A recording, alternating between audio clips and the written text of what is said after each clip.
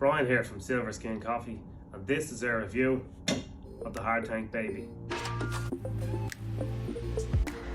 So here we go, we're going to go to the main menu on the Hardtank, and you can see we have program, wash, sanitation and flavors. Just go in and have a look at these menus. You can have a preloaded favourite for ease of use. We go into settings, you can see there's the date and time to be set, the water temperature, the inlet, the license, the strength of the LED on the back, your favourite brew again you can set. We're going to go to service, add the password which is Q.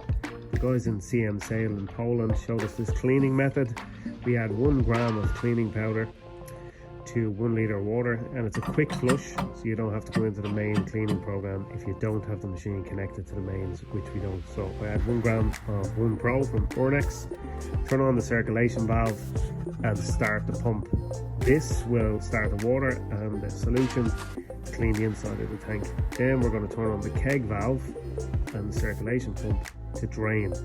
So into the brewing process, we got 250 grams of a honey process from Finca Medina. Add it and boom, 4 litres. Beautiful coffee storm. 45 minutes later, coffee is brewed, we drain, ready to serve, and that's it. Enjoy.